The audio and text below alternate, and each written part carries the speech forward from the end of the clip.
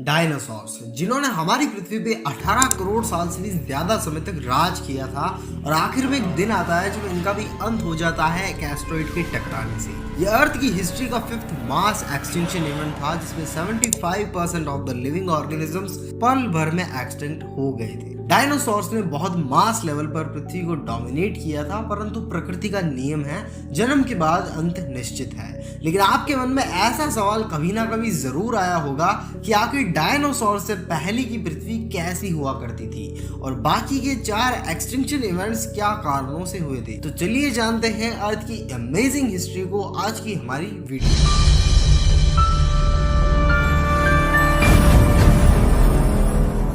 Dinosaurs ने Mesozoic era के दौरान पृथ्वी पे राज किया था, जो आज से करीब 25 करोड़ साल पहले शुरू हुआ था और 6.5 करोड़ साल पहले खत्म हुआ था।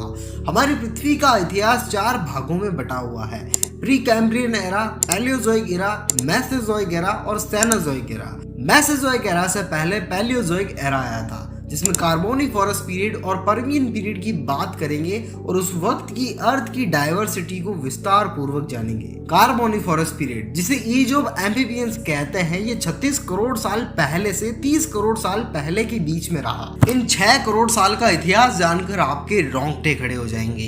इस समय पे पूरी पृथ्वी पैंथेल ऐसा सुपर ओशन से ढकी हुई थी और पृथ्वी पे सिर्फ एक ही मैसिव कॉन्टिनेंट पैंजिया हुआ करता था।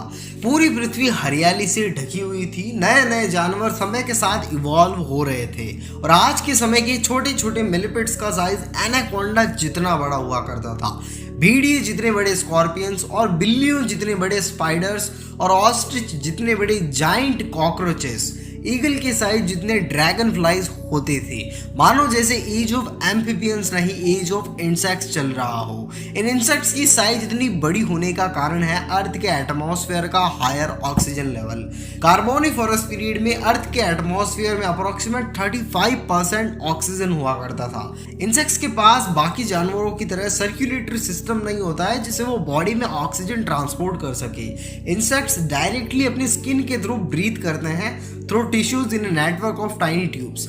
हायर ऑक्सीजन के कारण उन्हें ऑक्सीजन टॉक्सिसिटी होने लगी थी, जो कि वन ऑफ द रीजंस हो सकता है उनके फोर्सफुली बिगर साइज में इवॉल्व होने का। ज्यादा ऑक्सीजन से बॉडी में 3 रेडिकल्स इवॉल्व होने लगते हैं। ये अनबैलेंस्ड मॉलिक्यूल्स होते हैं जो आपके सेल्स, नर्वस सिस्टम और इवन डीएनए को भी डैमेज कर देते हैं। इवन अगर इंसानों को भी ज्यादा ऑक्सीजन मिले तो उन्हें रेस्पिरेटरी प्रॉब्लम्स हो सकती है।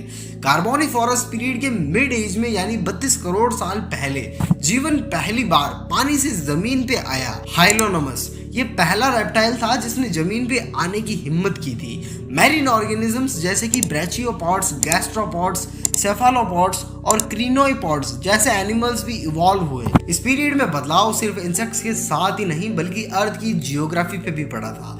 पूरी पृथ्वी जब ट्रॉपिकल रेन फॉरेस्ट से ढकी हुई थी और कई पेड़ जब अपना लाइफ स्पैन पूरा होने के बाद जमीन पे पड़ जाते थे तो उन्हें डीकम्पोज करने वाले बैक्टीरियल लाइफ फॉर्म अभी भी इवॉल्व नहीं हुए थे और वो पेड़ मिलियंस ऑफ ईयर्स के लाइफ स्पैन में मिट्टी की लेयर्स के नीचे ढक गए और हाई प्रेशर से कूल में कन्वर्ट हो गए, जो कि आज के समय में अर्थ में one of the major energy का सोर्स है। और जब कभी कोई मैरीन ऑर्गेनिज्म समुद्र में मर जाता तो उसके ऊपर भी मिट्टी की लेयर्स आने लगती और 300 मिलियन साल बाद आज हम उसे पेट्रोलियम के रूप में यूज कर रहे हैं। यही सब वन ऑफ द रीजंस है इस पीरियड को कार्बोनिफोरस नाम देने का। अब शुरुआत होती है पर्मियन पीरियड की।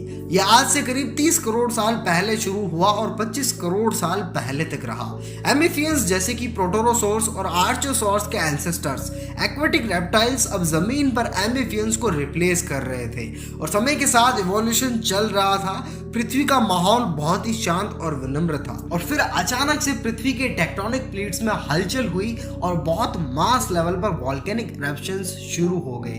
पृथ्वी के एटमॉस्फेयर में ग्रीन हाउस गैसेस तेजी से बढ़ने लगी। जमीन पे जानवरों के लिए सांस लेना तक मुश्किल हो गया था और ओशन में तो हालत इससे भी ज्यादा खराब थी, क्योंकि वो जहरीली गैसेस ओशन में घुल गई थी और समुद्र का पानी पूरी तरह जहरीला बन गया था। इस बात का अंदाजा आप इसी से लगा लो कि 96% जलीय जीवन पूरी तरह विलुप्त हो गया और 73% लैंड मैमल्स भी एक्सटिंक्ट हो गए। ये पृथ्वी का तीसरा मास एक्सटिंक्शन था जिसे पर्मियन जुरासिक एक्सटिंक्शन के नाम से भी जाना जाता है।